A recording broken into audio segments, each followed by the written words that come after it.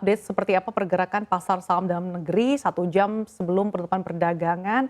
Kalau kita lihat cukup menarik ya Dina untuk dicermati karena sempat berada di zona hijau di sepanjang sisi satu, tapi nyatanya penguatannya semakin terbatas dan sudah berbalik arah ke zona merah. Nah sebetulnya apa sih yang kita perlu cermati dan sentimen-sentimen apa saja yang mewarnai pergerakan? Ya, betul sekali Sasa. Kalau kita lihat begitu ya, sentimen yang menyelimuti dari dalam negeri sendiri begitu ya.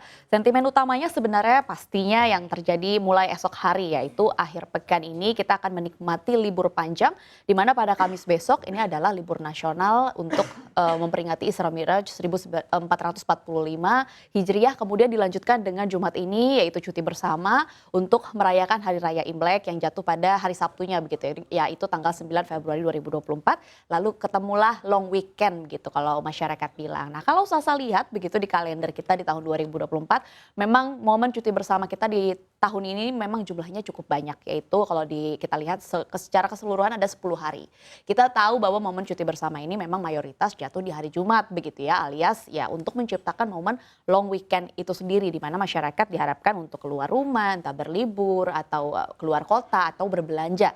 Ya tujuan utamanya pastinya untuk menggerakkan daya beli masyarakat itu sendiri dan juga roda ekonomi secara nasional. Nah kemudian liburnya para pegawai baik PNS dan juga korporat ini pun gak berhenti pada pekan ini saja begitu, karena berlanjut pada libur hari pemilu yaitu yang jatuh pada 14 Februari mendatang, di mana selain hari liburnya memang momen pemilu di Indonesia ini juga kan memang kita tahu selalu dimanfaatkan begitu ya oleh para pengusaha mal dan juga retail untuk bagi-bagi diskon. Kalau kita tahu tahun ini yang sudah disebut-sebut nama programnya adalah Kelingking Fund 2024. Artinya buat masyarakat yang udah nyoblos terus punya bekas tinta jari di kelingking ini bisa mendapatkan diskon yang tersebar di 400 mall di Indonesia. Dan memang kalau kita lihat begitu ya, ini kan memang kabar gembira baik bagi masyarakat yang senang belanja dan juga angin segar pastinya buat para pengusaha mal dan juga retail. Beberapa di antaranya kalau kita lihat yang sudah melantai di bursa saham begitu, ada beberapa yang bisa disaksikan di layar kaca. Dimana kalau kita berkaca pada pemilu sebelumnya yaitu tahun 2019 kan memang juga ada program yang serupa yaitu bagi-bagi diskon oleh pengusaha retail. Nah menurut pengurus Hipindo sendiri penjualan retail di hari itu meningkat bahkan 10 kali lipat. Bahkan di siang hari itu udah ludes semua Sasa. Jadi kayak udah gak kebagian lah kalau datangnya sore begitu. Terutama di sektor F&B, food and beverage gitu ya. Trafficnya pun di mall tuh meningkat ramai bahkan sampai 30% secara rata-rata nasional. Nah dari para pengusaha retail dan juga mall tahun ini targetnya sendiri satu mall ini transaksinya adalah sebesar 5 miliar rupiah. Artinya kalau ada 400 mall yang akan menggelar diskon totalnya adalah 2 triliun rupiah. Momen ini beda ya dengan lebaran kalau kita bandingkan dengan lebaran dan juga tahun baru. Karena kalau lebaran sama tahun baru ini kan transaksinya banyak yang online gitu. Tapi kalau promo di pemilu ini jadi offline karena harus menunjukkan bukti kelingking itu sendiri. Jadi yang diharapkan transaksinya meningkat adalah transaksi offline. Dan diharapkan ini juga akan berpengaruh positif ke IHSG yang nantinya akan dinikmati pada hari Seninnya begitu Sasa. Iya Dina, cukup menarik kalau berbicara soal pilpres begitu ya. Betul. Nah tapi kalau kita lihat akhir-akhir ini kan ada berbagai sentimen gitu ya, termasuk isu-isu menteri yang akan mundur. Nah tapi apakah hal ini juga mempengaruhi dinamika pasar keuangan tanah air? Ya kalau ditanya soal apakah memang bisa disebut bahwa ini polarisasi politiknya sudah sangat terasa begitu di level masyarakat sudah sangat kencang. Tapi kalau pertanyaan Sasa apakah memang sudah berpengaruh ke situasi ekonomi atau pasar dalam negeri bisa dikatakan memang sudah begitu. Kalau kita lihat bahwa yang sudah berdampak di mana yang terjadi adalah pelemahan nilai rupiah pada beberapa waktu terakhir begitu pada pekan lalu misalnya. Kalau dilihat dari pendapat sejumlah ekonom ini melihat bahwa ya memang ini disebabkan karena sentimen negatif dari dalam negeri karena akibat dari dinamika politik di Indonesia sendiri menjelang pilpres, mulai dari kalau kita lihat masalah governance hingga rumor mundur sejumlah menteri yang dinilai kompeten. Nah, kalau kita bicara soal masalah governance misalnya yang mendapatkan perhatian masyarakat dan juga pelaku pasar adalah terdapat pro dan kontra, salah satunya adalah karena ada satu kontestan yang diakomodasi berawal dari kasus yang terjadi di keputusan Mahkamah Konstitusi.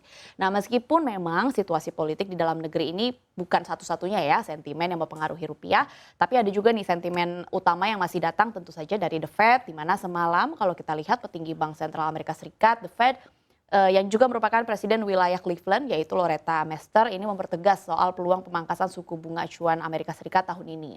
Nah, tanpa ada data ekonomi Amerika Serikat yang baru dari pernyataan Mester ini bisa dijadikan penggerak untuk dolar Amerika Serikat sendiri, di mana ini menjadi sentimen negatif untuk dolar Amerika Serikat begitu. Nah, di sisi lain, kalau kita lihat pertumbuhan ekonomi Indonesia ini masih tergolong bagus begitu ya Sasa, bisa menjadi sentimen positif juga terhadap rupiah karena diketahui berdasarkan rilis Badan Pusat Statistik pertumbuhan ekonomi Indonesia sendiri pada kuartal 4 2023 adalah sebesar 5,04% secara tahunan dan juga 5,05% secara atau sepanjang tahun 2023. Kemudian ditambah lagi yang baru saja diumumkan begitu, di mana pada tadi siang Bank Indonesia ini mencatat posisi cadangan devisa Indonesia pada akhir Januari 2024 disebutkan tetap tinggi, yaitu sebesar 145,1 miliar dolar Amerika Serikat.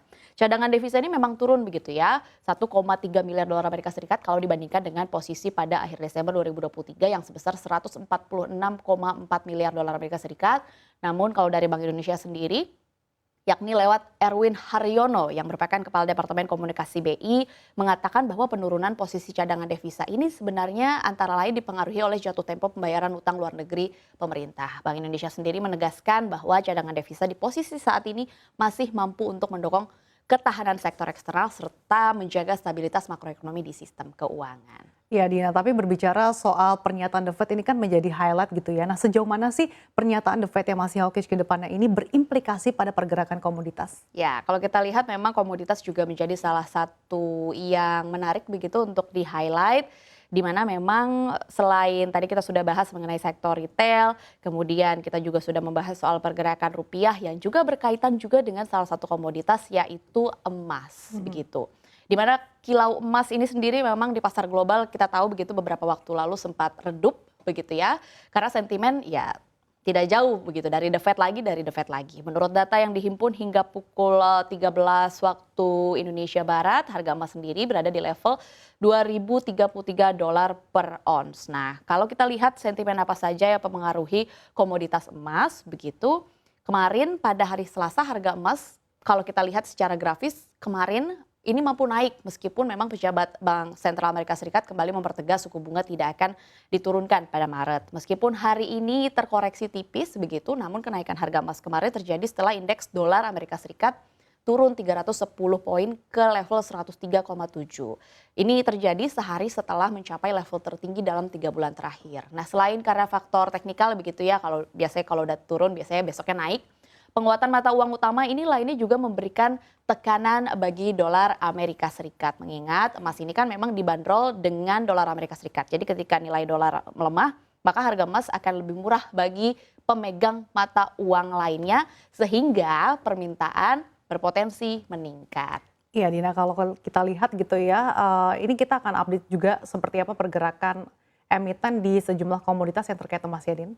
Betul sekali. Memang kalau bisa kita katakan harga komoditas emas yang sempat redup beberapa waktu terakhir ini juga sudah berpengaruh terhadap kinerja sejumlah emiten produsen emas di dalam negeri. Kita lihat misalnya Antam hari ini terkoreksi 0,35%.